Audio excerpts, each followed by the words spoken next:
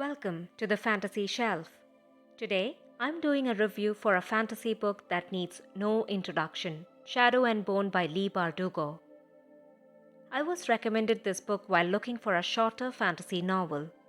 I have watched the first season of the Netflix series few years back, but I don't recall much of the plot now. So I felt this might be a good time to dive into the first novel of the Grishaverse. Before we begin, please subscribe and support this channel so I can bring to you more fantasy book content. As always, check out the timestamps in the description to avoid any spoilers. The story is set in the country of Ravka. Couple of centuries back, a region of black inky darkness called the Shadowfold spread across the land, dividing it in two. Since then, Ravka has been plagued by border conflicts with neighboring nations who are attempting to destabilize the kingdom. Ravka is protected by the First Army, the king's soldiers, and the Second Army, the Grisha. Grisha are gifted individuals born with the power to manipulate matter. There are regular missions undertaken across the Shadowfold to bring back resources, usually resulting in massive casualties. You see, the Shadowfold is filled with man-eating monsters called the Volcra. Alina Starkov is a cartographer who undertakes a mission to cross the fold along with her military unit and her tracker best friend Mal. But halfway through, they are attacked by the Volcra. In a moment of desperation, Alina unleashes extraordinary powers and summons the sun to fend them off, saving many lives. This brings her to the attention of the Darkling, the dangerous and charismatic leader of the Grisha. Alina learns that her newfound ability could be the key to saving her country and starts training as a Grisha. The plot is a little too simple, but it had the right amount of suspense for me to stay tuned to the story.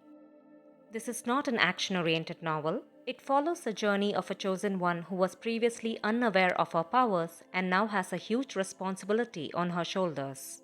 There is a little bit of violence and carnage as she comes face to face with monsters and assassins. Even though the action scenes were just few, they were fast-paced and thrilling. The story is narrated in the first person. I found the writing style very elegant and clever. I am also happy with the pacing as I was fully drawn into the story. In many instances, the writing makes us feel the character reactions and intentions using descriptive body language and mannerisms. The author was very clear in what she wanted to convey. I wouldn't say that there is a love triangle, a twisted romantic tangle is more like it. The bond between Mal and Alina was bland, while the Darkling's relationship with Alina seemed so wrong yet appealing. For some reason, I don't see Mal and Alina working out. Overall, there is good amount of romantic tension in the book that did not overshadow the plot. But I would rather not have any romantic angle in the story. The ending was very well done with an explosive conclusion and sets the stage neatly for the next novel. The main theme of Alina's journey is her need to belong, to have an identity of her own. Growing up as an orphan, isolated from the world with just Mal by her side, she struggles with abandonment and low self-worth issues. Even when she discovers her powers, she feels like an imposter, too afraid to believe in herself. Through Alina and the Darkling's contrasting powers, the author explores the endless struggle between light and darkness, the desperate choices that blurs the line between good and evil. Another significant theme is social discrimination and prejudices. This world follows a strict social hierarchy with even the Grisha divided into orders as per their powers. But these ranks mean that some of the Grisha see themselves as more superior, leading to mild bullying within their own orders. Though the Grisha live a luxurious life, they are exploited for their powers and used as means of entertainment by the nobility. The common folk of Ravka don't seem very thrilled with them either, as they see them as unnatural. There are also some key tropes that are commonly used in young adult fantasies that drive the plot forward. The setting is 19th century Russia, which is refreshing as I have been reading only old European style backdrops in my books for a long time. This world is modern and easy to understand, but I will not call it entirely immersive. It takes no effort to imagine the little palace or feuda existing in a fantasy version of our own reality. But I would have preferred more lore, as the plot hardly touches upon the origin of Grisha or life and history of this land in general. We are only told what is needed for the plot to progress. The magic system is fascinating, as were the presence of guns in a magical fantasy setting. Also, the Shadowfold is a unique concept. Grisha powers play a big role in the governance of the nation. But the rules of the magic system are unclear. That is, we do not know the limitations and costs of using powers repeatedly or on a large scale. It took some time to get used to the Grisha ranks and the powers associated with each group. The country of Ravka is at constant border clashes with the neighboring nations who would like nothing more than to kill all Grisha. There is not much political intrigue than this. The characters are not very well fleshed out. Most of the supporting characters don't have much of a personality nor have any interesting backstories. Alina is not a compelling character. It took me a while to warm up to her, as she was a little annoying at first. She has led a military life but feels offended when someone uses a commanding tone. It is excellent to stand up to your bullies, but I found it hard to root for someone who simply seemed to lack humility. Possibly, she was being defensive, driven by her insecurities about her identity and doubts about her worth.